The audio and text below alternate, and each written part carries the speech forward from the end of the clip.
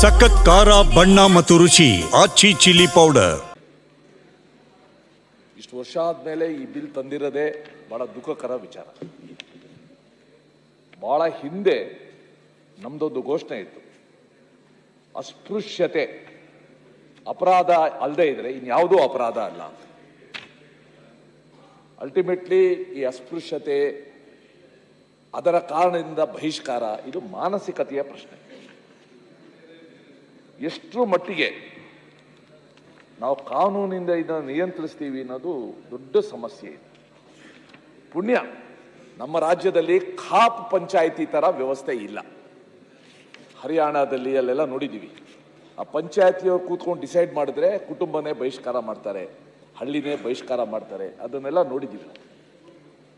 ಅದಕ್ಕೋಸ್ಕರ ನಾವು ಈ ಕಾನೂನು ಜೊತೆ ಈ ಮಾನಸಿಕತೆನ ತೆಗೆದಾಗದು ಹೇಗೆ, ಮಾನಸಿಕತೆ ಎಲ್ಲರೂ ಒಂದು ಅನ್ನೋ ಒಂದು ಮಾನಸಿಕತೆ ಇರೋದು ಹೇಗೆ ಅನ್ನೋದು ಪ್ರಶ್ನೆ.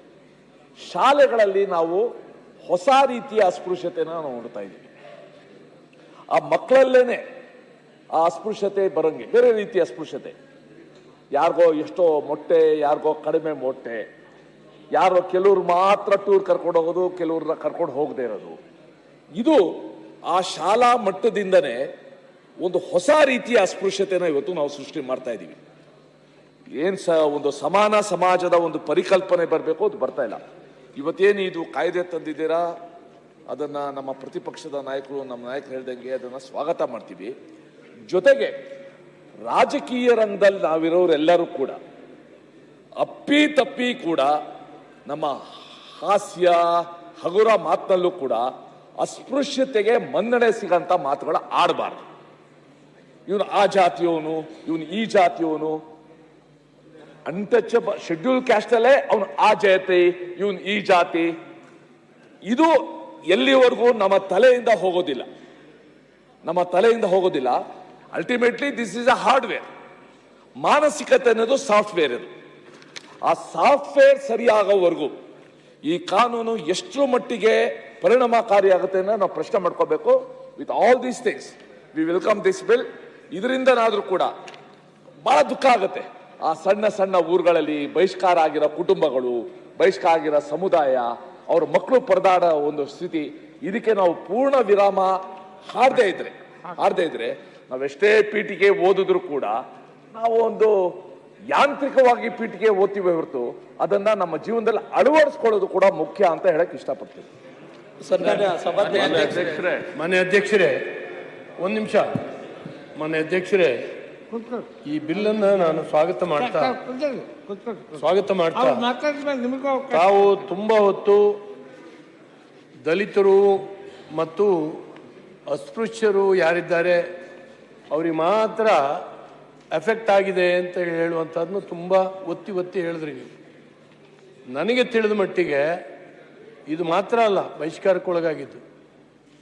ನಮ್ಮ ಶಿವಮೊಗ್ಗ ಜಿಲ್ಲೆಯಲ್ಲಿ ಒಂದು ತಾಲೂಕಲ್ಲಿ ನಿರ್ದಿಷ್ಟವಾಗಿ ಅದನ್ನ ಹೇಳಿದ್ರಿ, ಅದನ್ನು ನಿರ್ದಿಷ್ಟವಾಗಿ ಹೇಳಲ್ಲ.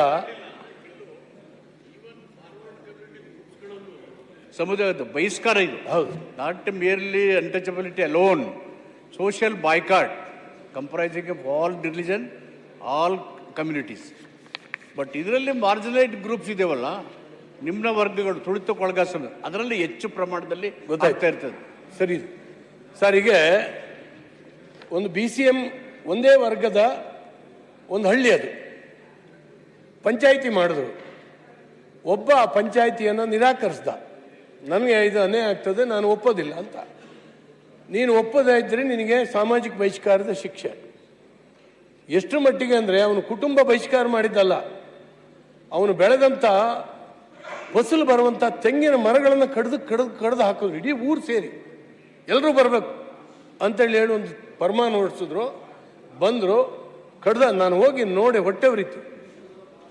ನಾನು ಫೋನ್ ಮಾಡಿ ಅಲ್ಲೊಬ್ಬ IPS ಅಧಿಕಾರಿ ಪ್ರೊಫೆಷನರ್ ಇದ್ದ, ಅವ್ರಿಗೆ ಹೇಳಿದೆ, ನೋಡಪ್ಪ ಹಿಂಗೆ ಆಗ್ತಾ ಇದೆ, ಬಡವ ಏನೋ ಕೃಷಿ ಮಾಡಿದ್ದಾನೆ ಅಂತ. ಪೊಲೀಸ್ ಜೀಪಲ್ಲಿ ಆರಾಮ್ ಹೋಗಿ ಅದನ್ನು ನೋಡಿ 2 ಎಳನೀರು ಬಿದ್ದಿದ್ದನ್ನ ಕಡ್ದು ಹಾಕಿದ್ರಲ್ಲ, ಅವ್ರು ಎಳನೀರು ಬಿದ್ದಿದ್ದನ್ನ ಕುಡ್ಕೊಂಡು ವಾಪಸ್ ಬಂದಿಯಾನ. ಪೊಲೀಸ್ ಅಧಿಕಾರಿ ಕೂಡ ಏನೂ ಮಾಡಲಾರ್ದಿದ್ದ ಸ್ಥಿತಿ.